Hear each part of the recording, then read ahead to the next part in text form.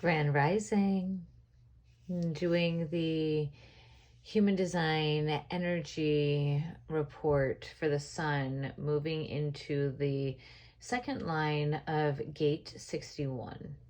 And gate 61 is that inner truth, the natural brilliance, right? That hermit line. The hermit line is always the explorer of us taking our gifts, our innate gifts, and utilizing them out, like in the living room, where we are seen for our natural brilliance, where we're in a safe place where we feel like we can be showcased. And so the moon is exalted and so gifted by this position of far-reaching and nourishing influence, free of guile and powerfully attractive, a gift for inspiration that is both attractive and beneficial to others. This, an early recognition of influence, becomes ego obsessed with maximizing its effects, a delusion that any inspiration deserves recognition.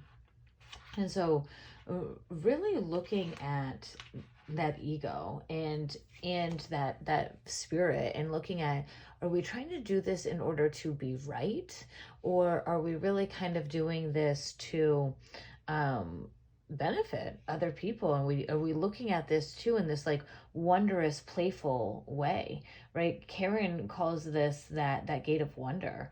And so sometimes when we're so focused on our end goal, our us being right, completing something, right, we are forgetting the actual essence, right, of what we're trying to do.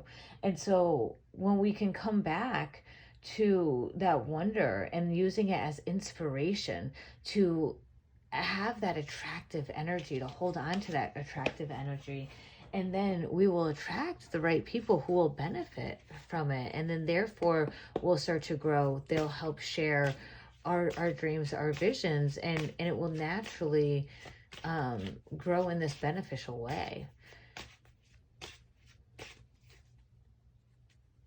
And so seeing what other energy, what cards we get to really work in alignment.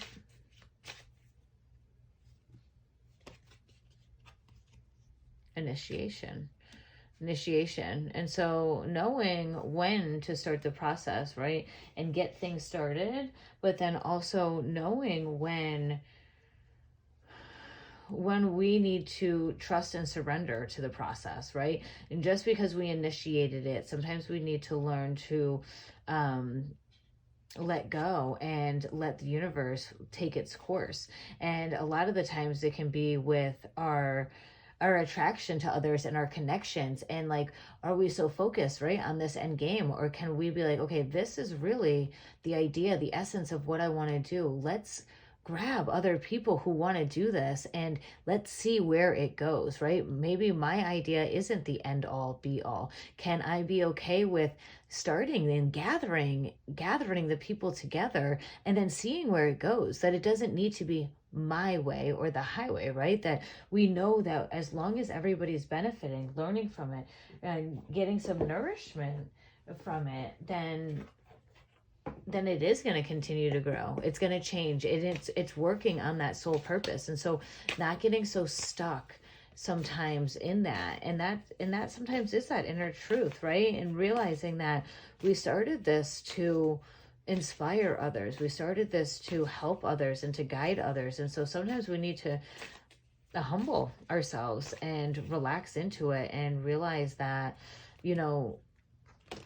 this, yes, is for us, but at the same time it's for them. And so how can we learn to find that balance? Pratyaharya. We can come back to our Pratyaharya. And so that inner guidance inside of us, is the controlling of our senses. And so recently, if you let go of some distractions in your life, and everything has upgraded since, you've realized that holding on to things, food, stimulants, or people only keep you anchored in the physical world. The truth lies in letting go of all that is not you. the daily coffee, the piece of chocolate, the social media addiction, or the need to buy. Those were such a part of your identity, but now have diminished. This is time to go onto a deeper level and let go of any attachments, even those that are less obvious. Continue to meditate, which draws you immediately into your Pratyahara, and it illuminates what you are holding on to. It's only from here that you can listen to the truth within and act accordingly.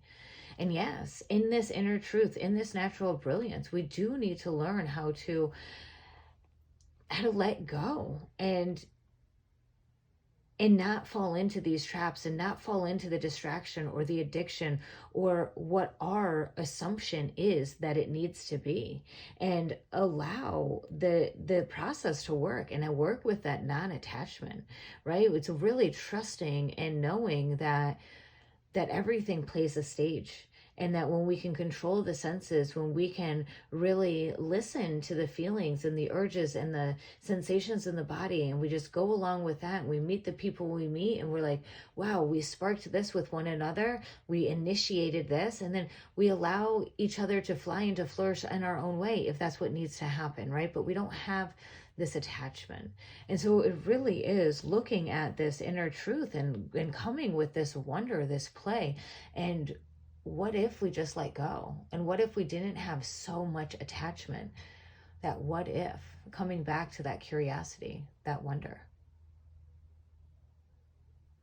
And don't forget to subscribe to my channel, like this video down below. Please feel free to share with anybody that you feel like these messages would benefit. Sending much love.